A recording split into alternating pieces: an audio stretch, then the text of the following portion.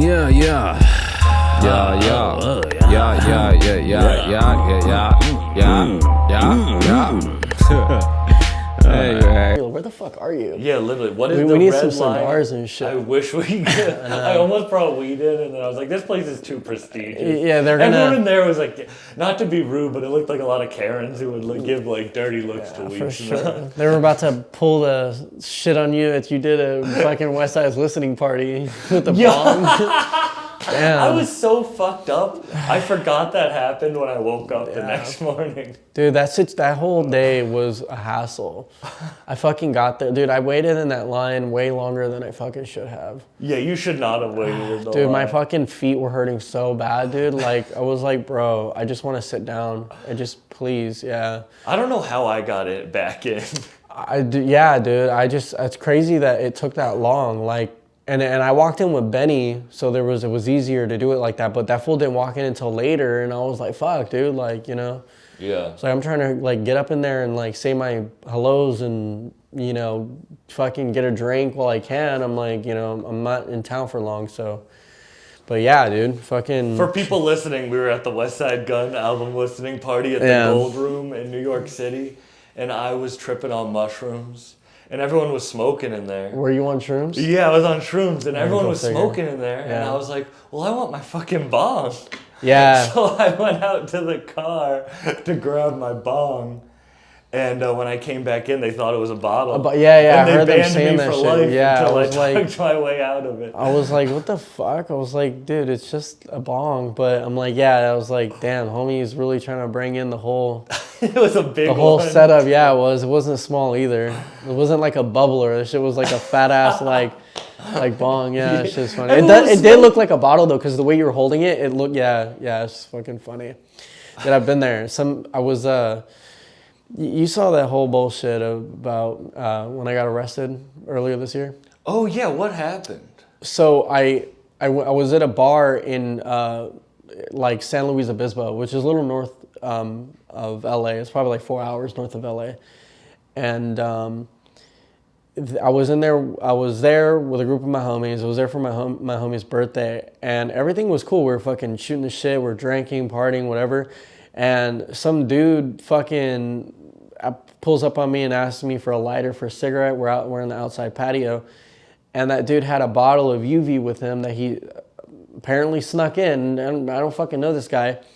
So he's talking to me, and the security fucking like bum rushed that fool, dragged him out because I was talking to him. They thought that we were with him, and they were like, "No, you guys gotta get the fuck out! Like you snuck in alcohol in here." And they tried to put me in a fucking chokehold out of nowhere, and like shit hit the fan. We started fucking. I took like 3 security to get me out. They like dragged me outside the whole fucking bar, and then I made like rash decisions in the end. So. Did everything work out? Is it? Well, I'm not in jail. Am I allowed to ask you any more details about it? Yeah, for sure. I mean, it's over. I mean, technically I'm on probation right now, but. Are you? I am, yeah. So it was, they tried to charge me with, possession of a deadly weapon, even though I didn't try to like fucking do anything crazy. What was the deadly weapon? I mean, this is what's even fucked up is the penal code is like one big umbrella. Mm-hmm. So they were trying to charge me with a gun charge, but it was a fucking knife. But the knife was longer than their, like law regulations. So you're on your British shit. Yeah, hello, I got a knife. Dude, yeah, So pokey, and then pokey. yeah, dude, and yeah, shit was crazy. It was honestly bullshit. It wasn't that big a deal. They made it way bigger than what it was supposed to. But then when I went to my court date, the DA, it wasn't that significant of a case for him. Mm-hmm. The motherfucker didn't even show up. So the terms of my probation got like dropped down even more. Like I was supposed to be on probation for like 9 months. They wanted me to do like, I don't know, 30 hours community service. Well, originally, if I didn't like beat that shit, I was looking at 6 months to a year in county. That's so dumb. It's crazy, For bro. bouncers. Crazy, I don't. If any dog. bouncers are listening, I apologize. I fucking But what hate type bouncers. of person becomes a bouncer? Usually dumb, usually strong. Dude. It's usually like the big, dumb, and I hope none of them listen to this podcast. But you yeah. know what? There's a type of person that's a bouncer. Yeah, they're and they aren't fucking making brutes. good decisions. I feel like bouncers are failed cops. You know what I mean? They So really like, have that same feeling. yeah, like, dude, I fucking hate bouncers, dude. Cause it's like, I know they're doing their job, but I'm not down with that rude shit. It's like, look, I'm asking you nicely, and if you can't, give me any answer, can you please bring someone out who can give me a fucking answer? Cause like, I wouldn't be standing here giving you shit if it was for no reason. You know what I mean? Like, Yeah. Like the bouncers at West Side's listening party, like obviously like, and then homie who was acting, the fool with the braids, apparently that fool owned that spot. And he was asking the homies at the very end, like, yo, what's up with those hoodies? And I was like, fuck you and your hoodie. Like, you ain't getting no fucking hoodie. Like, after fucking coming at Leia and fucking 40 like that, I was like, you guys are you're out of your fucking mind, dude. I'm like, there's no, how you not have the audacity to ask for a fucking hoodie after, like, coming at us crazy like that? Like, you're fucking crazy, dog. Fuck you and your motherfucking hoodie. People get any little power and like They love to abuse it. I feel like it's really easy to get on in anything. It's hard to stay on because a lot of people get it and then just fucking it goes to the head, you know? Well, that's why they say, too much of anything is dangerous. I feel like if you give someone a little bit of power or a little bit of leverage, it starts to get to them. It's like little man syndrome. You know what I mean? Yeah. It's like me, I don't like being in a position of power to tell people what to do. I don't care about that shit. Like, I know a lot of people that love to be in that position. That's why people love to be like bosses, because they love to tell people what to do. But I feel like there's more power in being a leader than being a boss, and I feel like I have that leadership mentality, regardless of what it is. Like, even if I was a bouncer, I'd be like if I was security, I would never use the authority to abuse. I honestly I've talked to hella bouncers who are like, I just want to fuck someone up. They're always on some like, I'm trying to get into some bullshit. Like, but why? Like, why is the appeal to you know what I'm saying? Like, why do you want drama? Like, just like you're looking for trouble, and like a lot of security get away with dumb shit because they have the legality to, you know what I mean? So, yeah, I mean, I've met some security that are cool as fuck. Like, my homie who does my private security. I'm never going to be allowed into a bar again. This is going to get shared on the Facebook Dude, group. they wanted to ban me from that bar. The Gold Room? Yeah, that spot. No. They wanted to ban me from the spot that I got arrested at. Oh, yeah, really? They wanted to 86 me or some shit. I'm like, I don't know what the fuck that shit means. I'm like, fuck you and this motherfucking bar. I'm like, you probably are we should I didn't even know introduction on where we are, what we're doing. You're probably the only artist on probation who has shit. I know, probably. Yeah, for real, dude. I mean, it was funny because I was kicking it with Shepard Ferry in Kentucky a few months ago, and we were talking about it. This was before I even had my court date. And Shepard has been arrested like 20 times, and he's got probably the most felonies out of any artist who ever lived. Like, the fool is facing like life in prison for graffiti, and in no way, shape, or form was they trying to like one up him or anything. And he stops me we're at the airport, and he stops me mid conversation, and he goes, "Look, Isaac, I'm not trying to be rude, but your little arrest has nothing on my fucking 20 arrests." He's like, that's dog shit compared to what I've been through. And I'm like, dude, I know. Like, I'm not trying to one up you at all, dude. That fool's been through some shit. He said he got locked up, and he has diabetes. He's super diabetic, and he was in a holding cell, and he asked the security. He was like, please, like, can you bring me some water or something? Like, I'm diabetic, and I'm gonna fucking pass out. The dude was like turning green. And finally, the guard gives him attention and walks to the door, and Shepard's like, "Oh, thank you. Like, I don't mean to bother you. I'm sorry. I'm just like, I'm literally about to die." fucking cop like fucking rocks him in the fucking jaw and like the fool knocks down and he closed the door and he's like, shut the fuck up or next time it's gonna be worse. I'm like, damn, bro. A fucking artist. Like, we're talking about... Graffiti's so crazy how it's looked at versus art.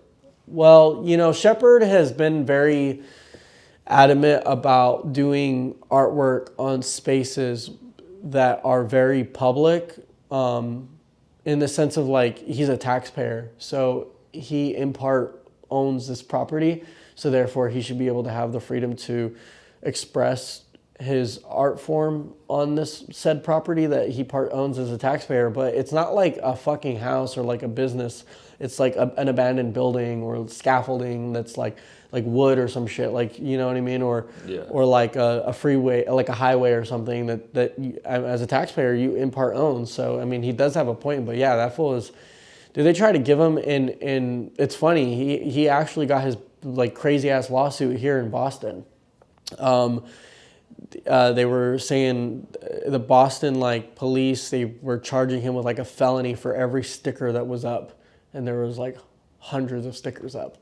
That's so crazy. Yeah, Shepard's whole story is out of fucking control. You should watch his documentary on Hulu. It's really fucking good. It's called Obey Giant. It's bomb. So can you give you have a piece up outside, and it's funny because you were talking about how you didn't want to paint on a building. Yeah. In this. Yeah, exactly. So we're in Stockbridge, and it's Norman Rockwell Week. It is Norman Rockwell Week. So I spoke to the owner of the Red Lion Inn a couple months ago, and I had asked her if there was any type of monument or mural honoring Norman Rockwell. And I grew up on Norman Rockwell as an American artist. I mean, I feel like, if you don't know who Norman Rockwell is and you're an artist here in the States, it's kind of fucking crazy, I mean, his work has garnered the covers of magazines and shit for fucking decades. He's been, he did all the Sunday Post magazine covers from like the 30s up until the 60s. So he's a big deal. And, you did that turkey painting. Yeah, that's one of my favorite paintings. I saw that painting, the original last night. Dude, it was fucking insane. And, so I was really surprised that there was nothing here in Stockbridge. This is his hometown. His house is right across the street, the house that he died in. And, so I said, aside from doing an exhibit here in the hotel, why don't we do a mural honoring him and we display it, publicly for everybody to see. And they originally wanted me to paint on like the side of one of these houses. I'm like, dude, no, you fucking retarded? Like, these houses are hundreds of years old. I'm not gonna dare touch one of these. I'll look fucking stupid to the community if I painted some bullshit on one of these houses. So I said, no, let's just build a fucking wall that we can transport and move around, and I'll paint on that, and we could display it wherever we want. So that's what we did. And then I actually painted it in New York, like Rhinebeck, New York, or close to Albany. So I painted it there, and they transported it all the way over here. And right now it's on display. Hopefully the museum picks it up, the Rockwell Museum. If they pick it up, that'll be a big deal, because they're pretty well connected and they get a ton of visitors, and they have the largest collection of Rockwell originals. So that would be dope. It's a huge museum. And it's sick. And, it's crazy that there's not a single mural of Norman Rockwell here in his city. That is wild. It's like, we're talking about the person that, documented and preserved the culture and Americana during the 30s, 40s, 50s, and 60s. The hotel here, they have like 200 signed prints from Rockwell throughout the whole hotel. This hotel is almost 300 years old. It's older than the country itself. So there's a ton of history here, and to be able to fucking have a painting up is pretty dope. Yeah. How did this all come together? You have an exhibit. Yeah. So I also have a featured exhibition in one of the spaces here, in about 20 one-of-one prints. A mixture of works from my show last year and new work that I created this year. That's going to be on view until March, and they'll probably switch it out with another artist. I'm the second artist to exhibit like artwork here too. The first artist is Ralph Steadman. His exhibit is upstairs on the second floor hallway. So And then, so how this all came about, I did a group show in Kentucky for the Kentucky Derby. It was during the week of Kentucky Derby, but it was a show honoring Muhammad Ali in Louisville. And my homie Eddie Donaldson, who knows the Muhammad Ali family pretty well, he curated a big group show. Shepard Fairey did a massive mural of Muhammad Ali that week. So it was a bunch of things happening at once.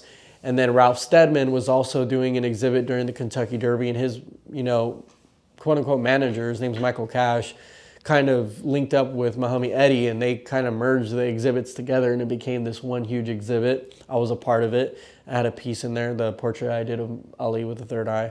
I had that piece in there, and he saw my work. He knew my work from, shit I do with West Side and the whole Griselda umbrella. So he was like, yo, can you put me in contact? He reached out to Eddie. He's like, can you put me in contact with Isaac? I want to work with him. So he reached out to me and he said, hey, I have a pretty strong relationship with, oh, sorry. Hello. Are you videoing? Yes. Yeah, you're okay. Yeah. Just make sure. Just take that clip. Make sure. Yeah. Is it recording? Yeah, we're good. Right. We're good. Yeah, so, he was like, I want to get in touch with Isaac. So he reaches out to me and he says, I have a pretty good relationship with the Red Lion Inn Hotel. It's, a super historic hotel in Massachusetts, almost 300 years old. Dude, I didn't know that like 6 presidents stayed here. Like Roosevelt stayed here before. All kinds of musicians have stayed here on tour, and he was like, I work with Ralph Steadman. I'm a big Ralph Steadman fan, especially having grown up on Fear and Loathing in Las Vegas, Hunter S. Thompson, all that shit is dope. So I was like, damn, that's sick. So, he was like, why don't we get you to do an exhibition here and have like work on view for a couple months? And came out here a couple months ago, met with the owner, met with Michael. We talked further more about what we could do, and then that's when I came up with the mural idea as an extension of, doing an exhibit here, which was dope. It worked out. I mean, the fact that it's Norman Rockwell week and I have a mural up, everybody here there's going to be thousands of people passing through during this week. That's a ton of impressions. That's publicity I probably couldn't even pay for. So that's dope. But it's also just like a cool experience to have. I mean, I wouldn't have had another opportunity to show my work in Massachusetts otherwise. And now I've built a relationship with the Norman Rockwell Museum. They gave me a private tour last night, and I got connected with the directors, the curators, and they're even talking about acquiring some of my work. So that's a big fucking deal for an artist, especially an artist like me who, I didn't go to like a fucking major school and shit. I'm kind of doing everything solo dolo, very guerrilla-like. So, you know what I mean? It's dope. But it's crazy because Michael works with Post Malone's dad really closely on like some side businesses. So Post Malone's dad helped funded this project, like paying for materials and paying for transportation and shipping and paying for the boarding and all this stuff. So, shout out to Post Malone's dad, Rich Post, and Michael Cash, who put this together, and Sarah. Wait, their last names are Post? Yeah, that's his last name. Yeah. Post. Do you know how Post Malone got his name? Post Malone. Yeah. His last name is Post. Yeah. Austin Post. Yeah. Do you know how he got his name? No. He was apparently like looking for like an alias, and he found like a rap name generator, put in Austin Post, and it came up with Post Malone. So that's what he started to go by. That's crazy. Yeah, but his last name's Post. So your name's like a good like artist name. I mean, yeah, it's funny, dude. My last name has like your name could deep-rooted be fake. fucking. It could be fake. Yeah, your name Isaac Pelayo could be fake. That sounds like a fake name. It's funny because it's pronounced Pelayo, but because West Side pronounced it Palayo and size 42, everybody just assumed that it's pronounced Palayo. But it's funny because wait, so that's not the pronunciation? Well, it's technically like did West Side Gun change your lineage? Your name is never gonna be the same. Well, it's funny because growing up in like predominantly suburban like white areas as a kid in elementary, you know, whenever I got like awards or some shit, they would always say Isaac Pelayo. So I was used to that already. But I think it's because the A isn't like, what is it? There's no, oh fuck, I don't know what it is. There's no that little line above the A, so that people know that it's like it's pronounced Pelayo, not Paleo. It's not a long A, so it's hard for people to tell. But it's really either or. It's Pelayo. I go by both. The Hispanic, like Latin pronunciation is Pelayo. So that's technically like if you hear me in interviews, I'll say Isaac Pelayo. But if I'm just talking amongst the homies and shit, it's like, oh, Pelayo. Well, I'm glad I know, because I didn't even know that. I feel bad that No, dude, it doesn't, no, you don't. It's you know not when even... you've known someone hella long and you've mispronounced their name and then you hear someone else say it. But that's and the you're thing. like, or you said the wrong name. You're like, oh, You're fuck. not really mispronouncing it. You're only pronouncing it how Americans would pronounce it. There's several ways to pronounce it, and it's like I care more about like the spelling than anything. Yeah. Like I hate when people misspell my last name. They do it all the time. Like people will spell it Paleyo and it's Pelayo. So or they'll Peleyo. Like they get a ton of different spellings. So I think the spelling is what matters most. But yeah, dude, my fucking last name's got a lot of deep rooted history. Like. My family used to put together a family reunion every year called Peliada.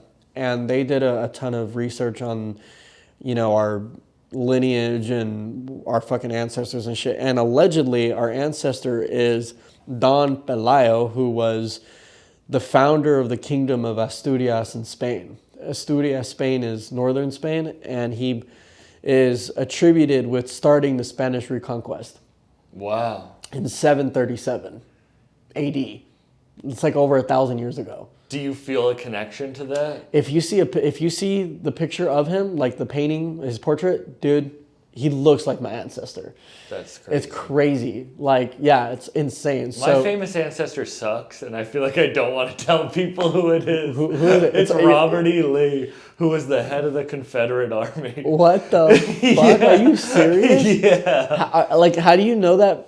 Do you know that for a fact? I've been told that I'm the 7th generation. That's of fucking him. Mom or dad's side? Mom's side. That's fucking insane. You're all like, yeah, I'm related to fucking Hitler. I don't want to crazy.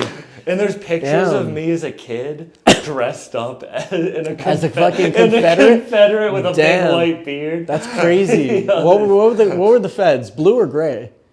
It was gray. Gray? Yeah, I think okay. It was gray. Damn, that's fucking crazy. But I don't want it. That's not something I'm like proud of. It's just like that's an insane thing to like be connected to. But I'm sure we're all connected to some crazy ass shit. You know what I'm saying? Someone sucks in everyone's lineage. Yeah, I mean everybody's got some relative, and you're I have just a rap like, podcast now. He's just rolling over in his grave. For real. It's fucking funny, dude. Damn, that's crazy. Yeah, I would love to know for a fact, like, if I can. I mean, I've done my 23andMe, but that only gives you so much information. I don't like, trust that shit.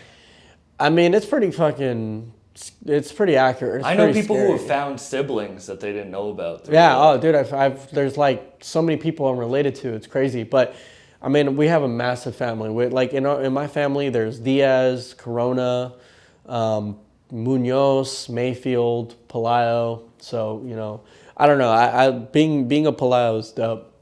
I like, there's a lot of history behind my last name. So that's cool. Yeah, it's sick. But I have the most like white last name. Buck. Buck is That's like a you pretty can't get fucking white ass you last name. You can't get dude. more like Hick. Imagine like like honestly like Sam Buck sounds like a fucking cartoon, dude. People think it's a stage name. And what's your full name? What's your middle name? Samuel Charles Buck.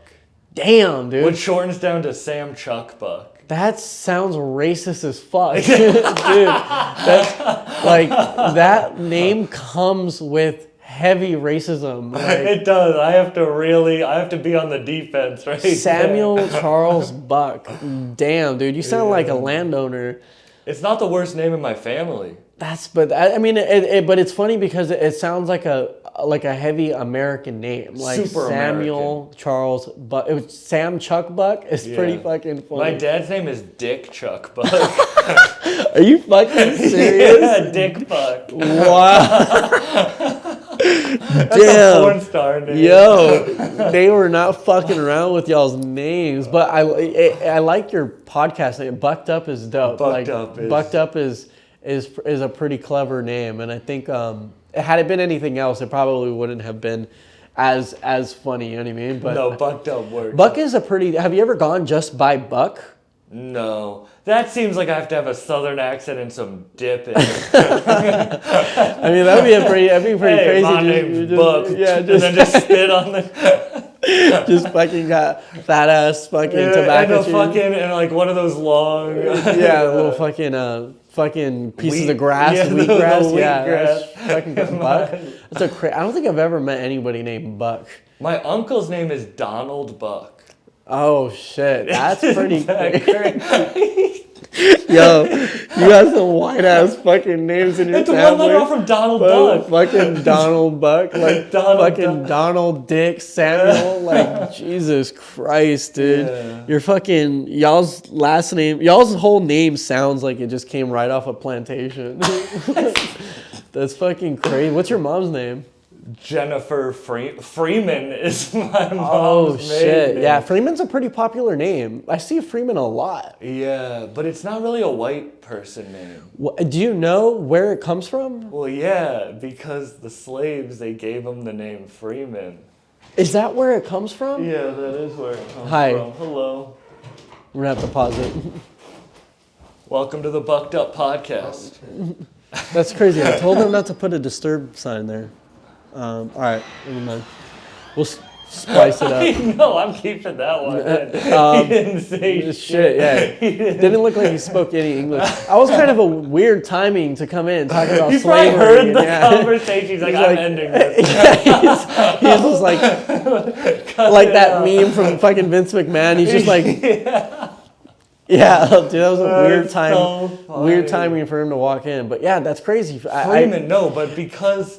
But you know how it's like they gave like Smiths. That's how the name Smith came from. Yeah, but like. But I don't think my family got it because we were freed slaves. That's what I'm saying. Is how the fuck did your family get it if y'all weren't freed? Well, probably the Robert E. Lee thing. They were like, we're gonna go the other way. Damn, that's we'll go to the opposite. Yeah, that's crazy, dude. Because every Freeman I've ever met is white.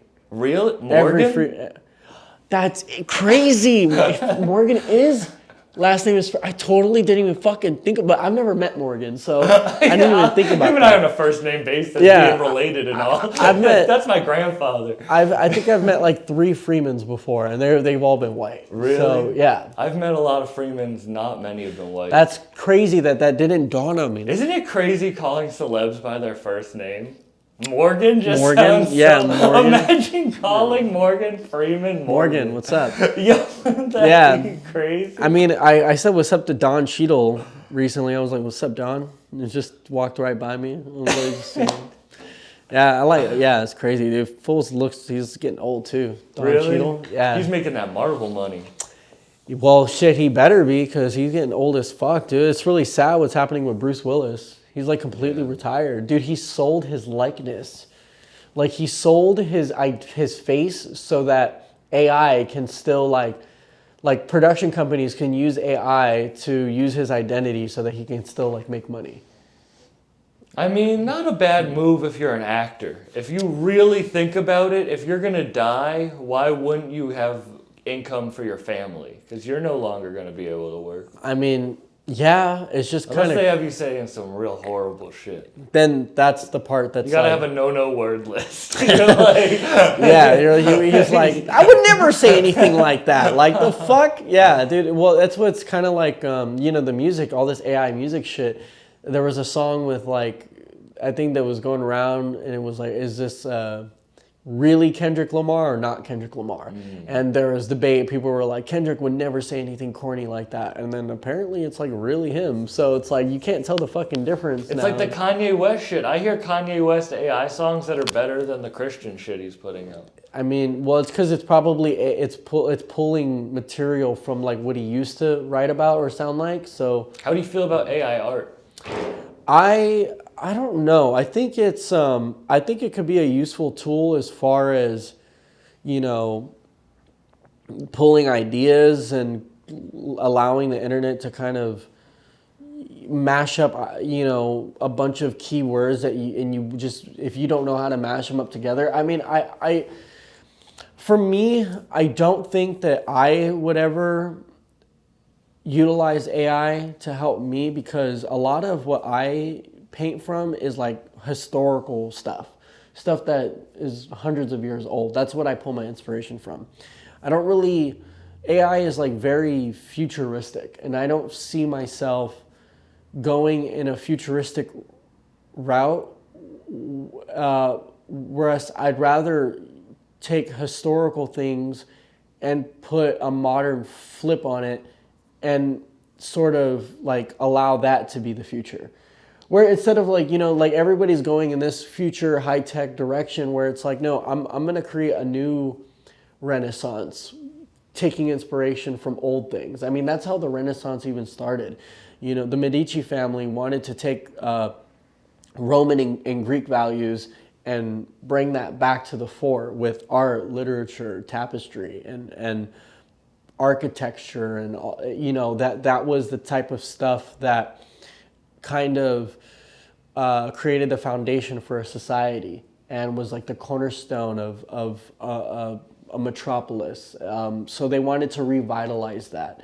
They took something that was old and made it new. Why can't we do the same thing? Everybody is so interested in like new, like fresh, like brand new. Like nothing is ever brand new. Everything is just a reiteration of something that's existed already. You know what I mean? I mean, nothing ever is really invented these days. Everything is just reinvented. It's just who's going to do it the best. You know what I mean? So I feel like that's more so my take on it. Like I don't see myself using AI to improve my career. I think it's, you know, there's some people who probably can benefit from it who have like an artist block or something, or I don't know. I think it's dangerous for some reasons too, because it's like. But you can always kind of tell. Even as me, and I'm not an artist, I can be like, it's like when you watch Avatar, you know it's CGI. But I'm talking about more so like even this deep fake shit. You know, it's like, dude, you can get a video what looks like the president of the United States saying some crazy shit, and you're not going to be able to, it's going to get to a point where you're not going to be able to tell the difference. It's going to sound like him, look like him. They're going to edit the video to make it look like it's a cell phone taken video, like, you know what I mean? It's going to be used and abused for sure. And I think that's with most things today. Everybody seems to be like quick to take something and really abuse it. You know what I mean? Like nothing is ever... To run it into the ground. Everything gets ran into the ground. I mean, look at Marvel movies. Look at Marvel. When we're talking about Don Cheadle, like... I was going to even say like the streaming service. Look, you know, when streaming came out, it obviously was an innovative thing and another way to connect people with music, but look how it's hurting the artists now. So it what started off as a good idea ended up being a fucking, you know, a fucking shitty scheme in the end. And now there's a bunch of musicians that are getting fucked out of royalty money. You know, what is it, like 0.001 cent per stream? Yeah. So if you're getting thousands of streams and you're only collecting a couple $1,000, it kind of sucks. You know what I mean? I was thinking about this because that's a real thing. But also think about how easy it would be to farm views if you got paid a cent a song. Yeah, I mean... Like, it kind of has to, and I'm not saying it's good, You're but right. The pricing now is, it kind of has to be so low because, like, if, like, this company came to me and they were like, you get 60% of all the advertiser money. Yeah. 60%. But they don't have that many people watching it. Mm-hmm. And I'm like, well, okay, but I'd rather get a way smaller percentage. Like, think about how many artists are put on. Like, bro, one of your songs just came up randomly on Apple Music. No. And not that I wouldn't listen to it, but it's like, oh, that's a stream that you got, like, randomly. Sure. It's like, it's a weird, because I do think you should be paid more. But then, like, that video, I got 22 million views. I got $0 from it through Instagram. That's pretty fucking shitty, dude. Isn't that crazy? I could get 22 million views and $0. Well, it sucks because Instagram cut off the whole creator tool thing where you're getting paid. I think the very first reel that I put out, I made like $300, and that was it. I never saw anything close to that. It was like $10, $15, some shit like that. It was just like not reaching the mark. But the problem is with Meta is they want you to pay for ads, and the ads don't really convert. They really don't. They don't. They don't. Like, I think you should. If I'm being honest, people listening, you should find a page that you like and pay them for promo. Yeah, I mean, the best way for word to get around is having relationships with people that are willing to share your shit. Like, I wouldn't have been able to get where I'm at now paying for fucking ads. Westside was my best promo ever. And it was like raw promo. It was him tagging me all the fucking time. So that was like more impactful than just paying for fucking ads. Like, you know what I'm saying? So, but imagine if I had 30 more Westside Guns sharing and tagging me shit often. Dude, I probably would have over 1 million fucking followers by now. How I don't is kind of crazy to me, considering how much I've been like tagged and shit. You know what I mean? Like, it's pretty insane. Like, but you do have more followers than most artists, I feel. Fuck no, dude. There's artists with hundreds of thousands, even millions with followers now. I mean, I don't really care about follower count. I care more about how many people that are following me are actually engaging with what I'm doing. Yeah. Like, I'd rather have fucking 1,000 followers, no blue check, but every single one of those fucking followers are buying. Well, I think about that. I have less than 10,000 followers, but I get over 1 million impressions a month, every month. It's just crazy. Which is like... but why? It's weird that it does it, you know? It's crazy. Yeah, that's same thing. Dude, my followers, when I was doing the tattooing in like 2020 and 2021 was like my highest engagement. Dude, I was getting millions of impressions on you want those TikTokers that get views for nothing. Well, not nothing, but like they're just like hot. Apparently, they were able to beat the algorithm working with the company, that they were able to get their content engaged with like 50% of their following. That's why they were able to get so massive so quick. And that's why, like, if you went to their photos, they would get like 100,000 comments, because Instagram apparently only feeds about 10% of your following your content. So they were reaching 50%. 50% of 4 or 5 million followers, that's a lot of fucking people. Like, of course you're going to get a ton of engagement.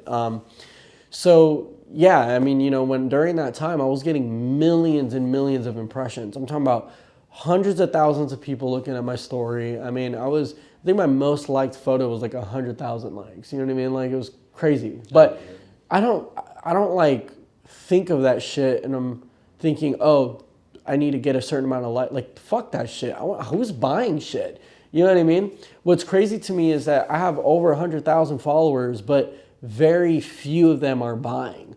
Like less than 10% of them are buying. But couldn't that be that a lot of people appreciate your art, but they can't afford it? That's definitely a big aspect of it, but I think it's the economy right now too. Also too, I think that if Instagram was to feed more of my material to more of my followers, then I would have more collectors. Because only a small percentage of people are seeing that shit. Yeah. I get people that will hit me up and be like, dude, I didn't see you post this anywhere. Do you have any extras? I'm like, no, I fucking sold out. Like, you know how rappers, the only rappers that are really popular right now are the ones that are putting out so much music that it's like, you can't even listen to it all. Like Youngboy's the biggest streamed artist right now, and he puts out 40-song albums every couple months. It's like, for Instagram, what I realized is if I just like flood the market, but you can't ever stop flooding because then they'll pull your engagement. If you just keep flooding, then they'll keep giving you a little bit more and more engagement. It's like the Russ effect. Russ is a good example of putting out content. I mean, he looked at it like this. He's like, look, if I can't get a record to, be a hit, then I'm going to put out 1 million records that are going to equal to one hit. So he's playing the numbers game. He's like, if I have to put out 1 million records in order to, get my numbers up, then you're going to have more of a variety. That's why, like, when I do art shows, I have big shows with a lot of work because it gives people like a variety of stuff to look at. And, luckily I, sell a lot of it, if not most of it.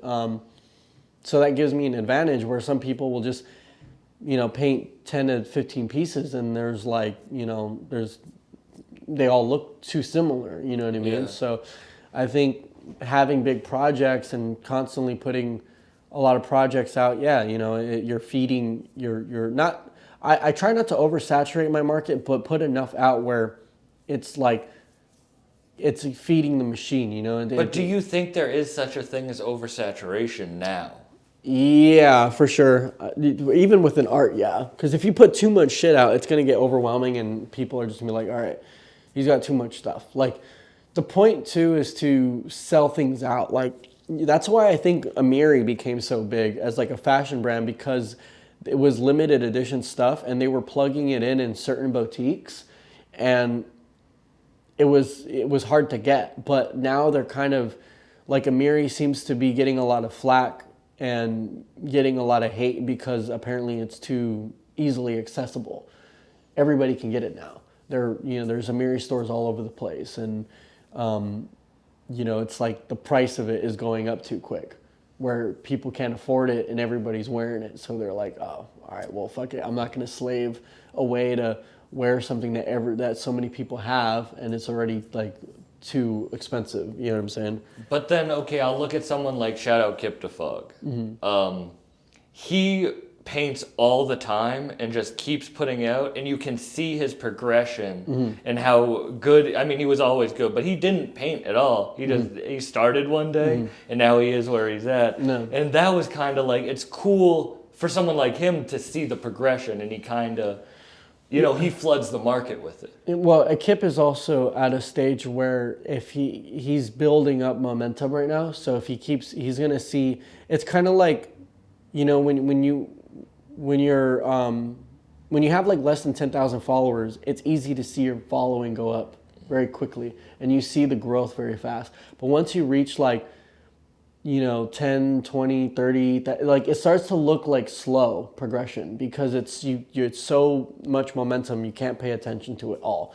You know what I mean? So if he keeps flooding the market with material the way he is, he's going to see a lot of growth right away. But then at some point it'll get to a point where it's like it's going to be hard to see any growth. Like that's like with me, like with my following, like I lose followers just as quick as I gain them. And I sell shit out just as quick as I, fucking put shit out. You know what I mean? So it's hard to kind of like see how fast things are growing because there's so much of it already, and it's a bigger machine. How does an artist like Norman Rockwell get big back when he was starting? I mean, well, Norman was commissioned to, he was commissioned by the Sunday Post here in Massachusetts to create all those magazine covers.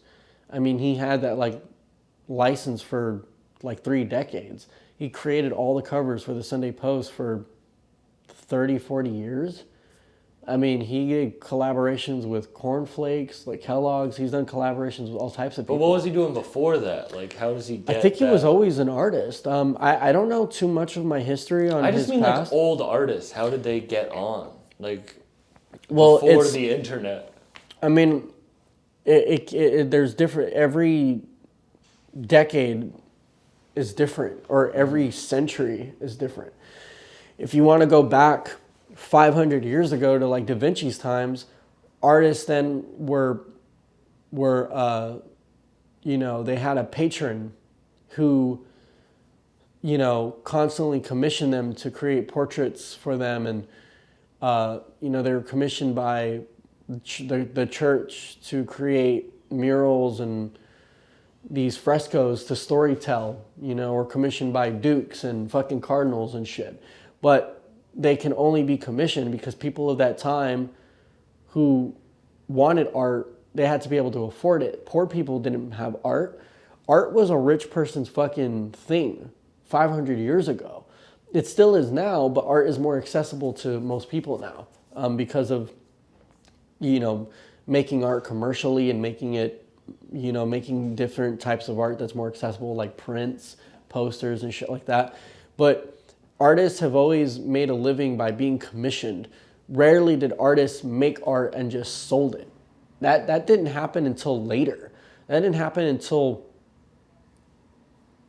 1800s, maybe late 1800s, early 1900s, where art galleries started to arise and people started to become art dealers and sell art versus, a noble person or a person of status finding an artist that they love and appreciate and they commission them. I mean, like when photography came to the fore, you didn't have a demand to like commission a painter to paint a portrait of you and your family. You just had a photographer do it. That was the point of paintings back then. Pre-photography, it's like, okay, I want you to paint a portrait of me. I'm the fucking king of Spain and my family. And, that's why like the king of Spain had like, I forget his name, fucking Bartholomew or some shit, or Balthazar or whatever his fucking name is. But there's like fucking portraits of him every decade. You know what I mean? Mm-hmm. So it's like that was the documentation. So he needed to commission artists to be able to do that. Or look at the Vatican, all that art. Yeah. Art of that time was commissioned to bring these religious stories to life. I don't know if you've ever been to Europe, but so if you go to the Vatican, you go to like the Sistine Chapel, you don't give a fuck if you're atheist or not. You're not going to walk in the Sistine Chapel and not feel the power. But that's what art back then was supposed to do. It was a visual representation of the storytelling. They needed to instill fear and hope in the eye of the viewer. You know what I mean? So when you go in these churches and these chapels, you feel the power because of the fucking art, not because of it's a church. Have you ever gone to a bland ass? Look at churches now. They look like malls or something. They look too modern. There's like it's weird. It's too futuristic. But you go to a church back then and you got a fucking painting of Jesus Christ on the cross bleeding and fucking being ripped apart and the stained glass shining down. And it's like it looks like heaven. It looks sacred. And then someone's playing the fucking organ and it's like you have a choir. It's like, dude, you would not, you wouldn't dare question God or faith in that time. So I think like artists today now, it's as things have progressed commercially and there's been a demand to commission illustrators. I think illustrators and fine artists have blurred the lines because there wasn't people who were making a living off of their art as a fine artist, but they were making a living doing illustrations, say for books or for advertisements or magazines and stuff like that. So, and then graphic design came around. So, all of those things sort of changed the way art was monetized or commissioned or even collected or perceived, So there's all these different aspects changed about art. Art today it's crazy what art's become today. Now it's like paintings are selling for fucking millions of dollars because art only accrues more value over time. It doesn't deplete in value. Art is the only industry that'll outlive a recession. Recessions don't affect the art world. They just don't. Especially when artists are dead because there's no more of it. They're not making more art. So all that's there in the world is all that's left. It's like Bitcoin. If there's a fucking 100 Bitcoin, then that's it. Like that's why they're worth that much, So that's how art works. And obviously, how much is art actually worth that much versus tax breaks? What do you mean? Like you don't get, isn't there like a certain, like when you buy through Sotheby's or something? Yeah, well, you don't have to pay the tax on, what is it? Not the capital gains tax. Yeah, I'm not really sure on how much of it is money laundering is all I want to know. Yeah. How much of the art world is money laundering? Sure, a lot of it. I really don't know too much. I'm not that well learned in how taxes work with art. As far as Yeah, I mean, I would assume that it's... Is that more just something that's put upon it? Then you're in it, so you don't really... Yeah, I mean, well, I'm also, too, I've never sold my work for millions, so I don't think that I'm even in that arena. I've never touched that arena yet, so I don't know what that world is about. I know that art isn't like a regular it's not like a regular commodity. It's like it falls under a different type of bracket that is squeezes through the cracks, and you can write off gnarly taxes on it. It's kind of like nonprofits. It's like if you donate money or something, you know, you can write that off. Yeah. I'm not sure. I would need to do more research in how that shit works, but yeah, I mean, there's people who will spend. I mean, it's like this. Imagine. What is the most? It could be like this.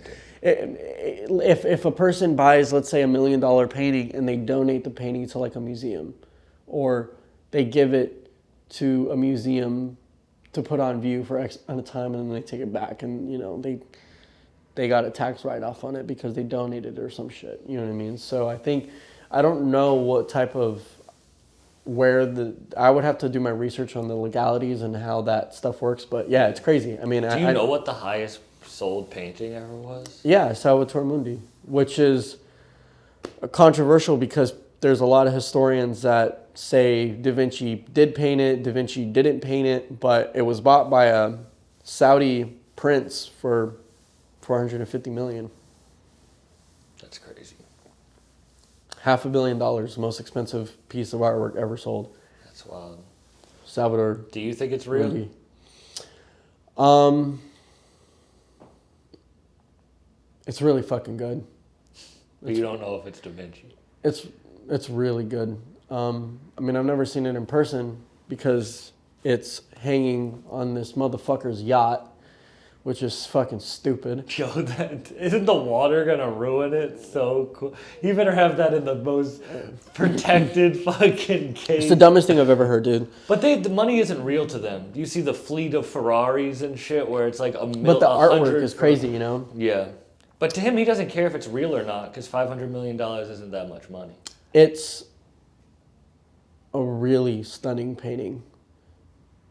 If Da Vinci did or didn't paint it, either way, it's a great painting. I think it's possible. It looks, because if you compare it to, say, like the Mona Lisa or Lady with an Ermine, technique is really fucking close. But it's not. It's hard to say. I mean, I'm not an art historian, and I don't.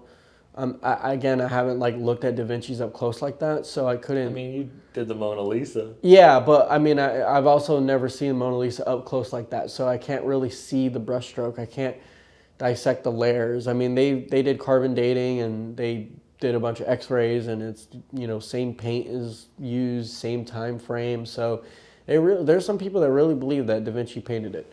There's some people that don't think he painted it because they think he would have never painted, you know, portraits like that, or most of his portraits were at a profile, or, you know, Salvator Mundi is very straight on. So who knows? You know, it's hard to say. But regardless, it sold for $500 million. Yeah. So I want to believe that he painted it because it's a badass fucking painting. Yeah, who knows? Who fucking knows? Would you care if a painting sold for that amount of money in the future? Like, think about that. Hundreds of years after you die. And I didn't collect? You don't get a penny of it. But in the people, it's like, yeah, that's the most expensive painting. Like, do you think he would be happy with that? I think I would be more pressed if, like, a painting of mine sold for a ridiculous amount of money after I died and my family didn't see any of it. Me seeing it, I mean, it doesn't matter, I'm dead, you know, whatever. But if my fucking family didn't see a dime of it, I'd be like, yeah, I'd be turning in my fucking grave. But $450 million is crazy. I mean, think about how much that is in the 1500s during Da Vinci's time. That's all of Europe. Da Vinci would, yeah, literally. Like, you could have bought all of Europe with that. Yeah, $450 million. like probably billions back Trillions. then. Yeah. Are you kidding me? You could kill a person for a nickel. Fucking he just fucking shanked somebody with a fucking sword. You gave someone a chicken for rent. That was fucking crazy. Yeah, shit would be nuts, dude. I mean, I'm very curious. I would love to see what like Da Vinci would say about what his work has done and what it's gone for. You know, all his work is, pretty priceless. There's only been a few things of his that's been purchased. I mean, the Salvator Mundi, his Codex. I think 450 million is pretty priceless. Yeah, Bill Gates bought like pages from his Codex and shit for like 20 million or some shit like that. Yeah, that's some crazy number. That is crazy. Yeah. Final thing I wanted to ask you about is what's up with like 101 prints? Well, so it means those paintings can never be printed again? No. The 101 prints are just like the prints that I have on view here. They're one of ones because there's never been prints that size that looks like a one of one is a one of one. Size 2, okay. Well, like a one of one is just a one of one. There's only one of those. I'm not gonna make another one. I'm not gonna make. You could print those bigger, and it would be a different. It'll be a different one of one. Okay. Or I could print make larger prints and a larger edition. I only made them one of ones because it's simpler to have them here, and they make them a little more valuable because there's only one. Mm-hmm. So like for example, let's say I took one of those paintings and made a 18 by 24, and I only made an 18 by 24 print, just one. Now it's a one of one. It's even more valuable if I hand embellish it. If it's a one of one hand embellished print, like let's say I throw spray paint on it or I embellish it with pastels or something and sort of accentuate what's already there and exaggerate what's already there, and I just touch it up, then it goes up because now it's a semi-original. Technically, it is an original because there's nothing else out in the world that exists that's like this. So, one of ones are, I don't always make one of ones, but when I do, I usually make them larger so they're more valuable opposed to making a small one of one. Yeah. There's really no point in doing that. I just wasn't sure what the... Yeah, I mean... some people, it's funny, I get people that'll comment on my shit and they'll be like, why do you make prints of your work? Isn't that like you're commercializing your work or some stupid shit? And I'm like, shut the fuck up. I'm like, because I'm getting paid, that's why. Yeah, you're making the money off yeah, I'm like, if I sell 100 prints of one painting, that's 10 bands. Shut the fuck up. 100%. When I did the Mike Tyson prints, I sold 400 prints. That was a $40,000 print drop. But I wasn't sure, like, if you had to sign a deal where you're like, I can never print those again, type thing. No.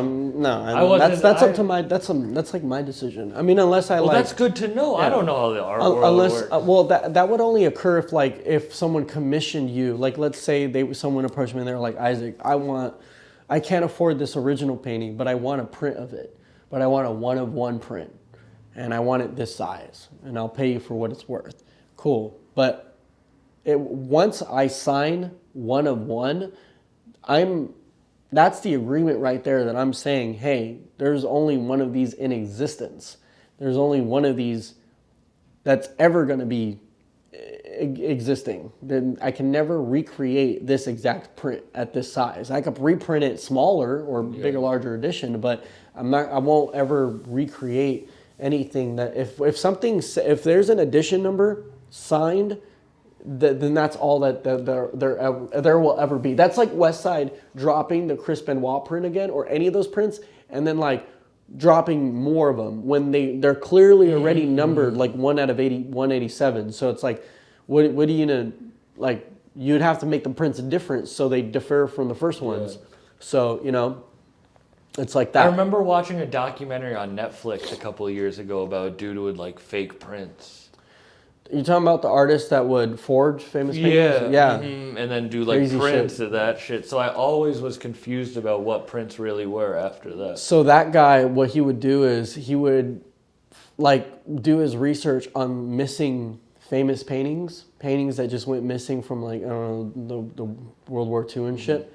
And he would recreate them.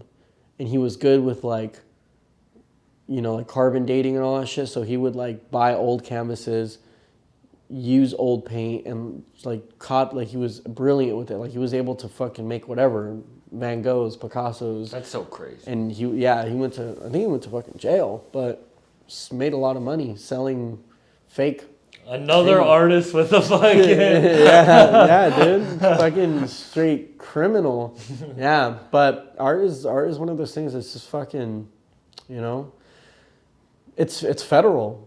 FBI gets involved with art, you know, because art is the one thing that's like, it doesn't operate like the regular world. Art has its own set of rules and laws. And that's why they use it for money laundering. Thank you for doing this, man. I appreciate it. Yeah, of course. We were in the Red Lion Inn? Red Lion Inn, Stockbridge, Massachusetts. I have until March. Works here till March. Come check out the mural. Come check out the exhibit. The work's for sale. You know, come collect some art. Come check it out. Get a good meal. It's fun to stay here. It's quiet. It's quaint. It's historic. Almost 300 years of history right here. Yeah. Now I'm part of it. That's dope as hell. And we got to do one in here, so now I get to be part of this. That's right. In some weird way too. I'm hot as hell. It is. Fire. Yeah, we got to get the fuck up out of here. Peace out, everyone. Like and subscribe. Yeah.